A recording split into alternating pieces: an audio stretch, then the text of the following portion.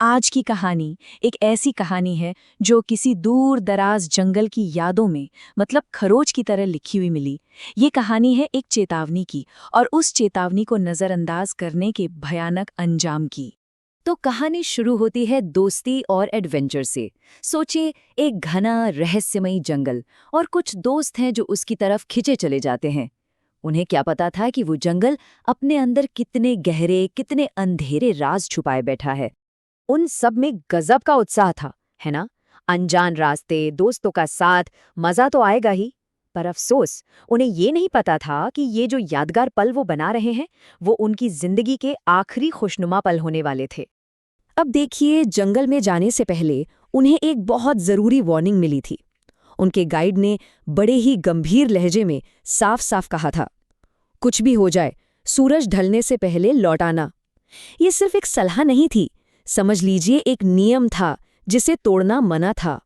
लेकिन एडवेंचर के जोश में वो जंगल की उस भूल भुलैया में ऐसे खोए कि उन्हें समय का ख्याल ही नहीं रहा।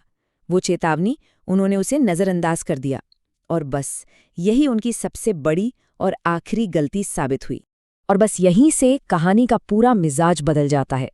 जैसे ही सूरज डूबा, जंगल का माहौल पूरी तरह बदल गया। जो शांति थी दिन में, उसकी जगह अब एक अजीब सी घबराहट ने ले ली। हवा में मानो डर घुलने लगा था। और फिर अचानक उन्हें महसूस हुआ कि वो अकेले नहीं हैं। पेड़ों के बीच से, अंधेरे के कोनों से एक साया उनके पीछे लग गया था। एक ऐसी फीलिंग कि कोई उन्हें देख रहा है, उनके हर एक कदम पर नजर रखे हुए है। सोचिए, डर के मारे जब भी उनमें से कोई हिम्मत जुटाकर पीछे मुड़कर देखता, ये जानने के लिए कि आखिर वो है क्या जो उनका पीछा कर रहा है, तो क्या दिखता था? कुछ भी नहीं, बिल्कुल खाली। वहां कोई नहीं होता था, सिर्फ पेड़, पत्ते और वो घना अंधेरा। और सच कहूं तो यही सबसे डरावनी बात थी। क्या ये बस उनके मन का वहम था, या फिर जो चीज उन्हें देख रही थी वो उनकी नजरों की पकड़ से बाहर थी? तो अब तक जो खतरा बाहर था ना, वो अब उनके अंदर आने वाला था। अब डर किसी बाहरी साए का नहीं, बल्कि एक दूसरे का होने वाला था। और अचानक उस डरावनी खामोशी को एक दोस्त की कांपती हुई चीख ने चीर दिया। उसकी आवाज में एक ऐसी दहशत थी जिसने बाकी सबको अंदर तक हिला के रख दिया। बस उस एक पल के लिए सब थम गए। सबने घबराकर एक दूसरे की तरफ देखा। जो दोस्ती थी उसकी जगह अब शक ने ले ली थी। हर कोई दूसरे की आंखों में उस साये को ढूंढने लगा। आखिर कौन है वो? और फिर उनकी नजर उस पर पड़ी, उनके अपने ही एक दोस्त की आंखों पर, जो अब नॉर्मल नहीं थी। आंखों की पुतलियां, वो सफेद हिस्सा, सब कुछ गायब हो चुका था।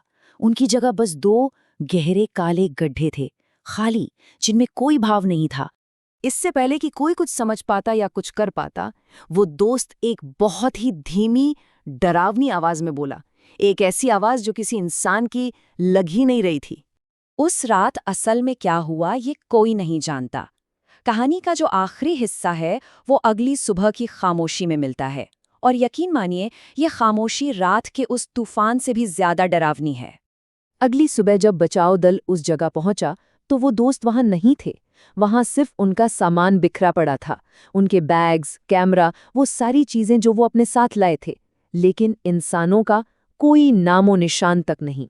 लेकिन उन्हें एक और चीज मिली। पास के पेड़ों पर किसी नुकीली चीज से खरोचकर कुछ लिखा हुआ था। एक मैसेज जो शायद उस जंगल के साये ने ही छोड़ा था। और ये शब्द आज भी उस जंगल की हवाओं में गूंजते हैं, एक अधूरी और खौफनाक कहानी बनकर।